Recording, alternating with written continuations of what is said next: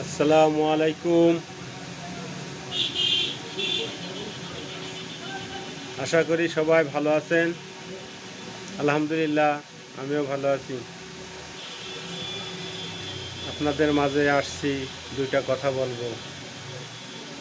আসলে আমরা পুরুষ মানুষ টাকার মেশিন।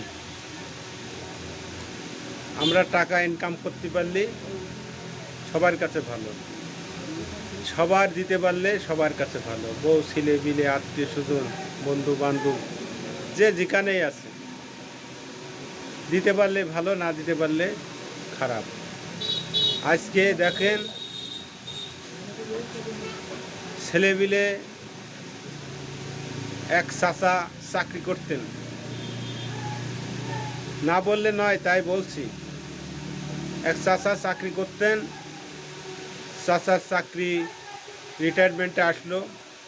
আসার পরে ছেলেরা তার টাকা পয়সা সব ভাগযোগ করে নিয়ে গেল।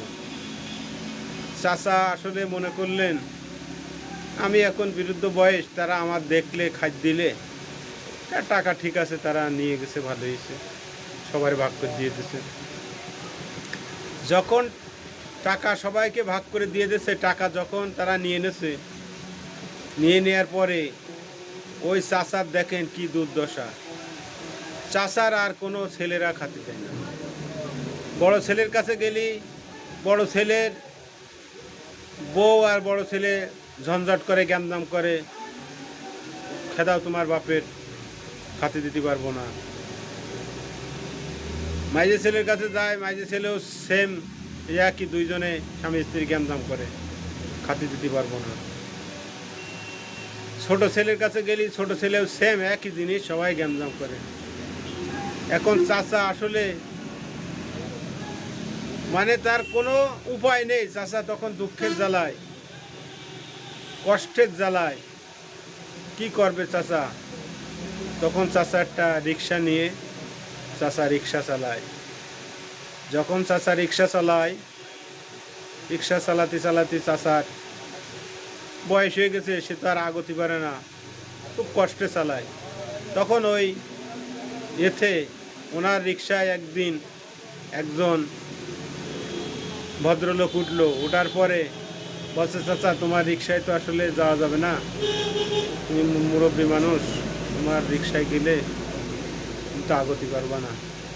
যাই হোক, তুমি তোমার ছেলে মেয়ে কয়জন, কি করে?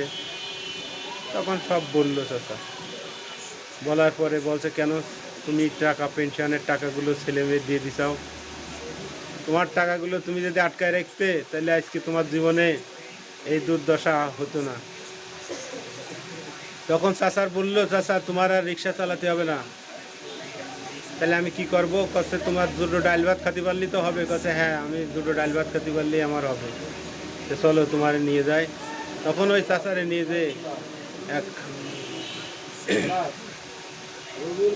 এক আশ্রয় কেন্দ্রে তাকে দেয়।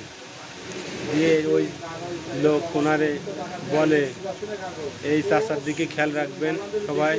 এই চাচা হলো, সে একজন চাকরি করতো, একজন ভালো চাকরি করতো, এখন সে নিঃস্ব হয়ে সে রিক্সা চালাতো। ছেলে মেয়েরা তার দেখে না, খাদ্য দেয় না। তা আপনারা একটু চাচার দিকে খেয়াল রাখবেন এবং চাচাকে সেবা যত্ন করবেন। শেষ করছি।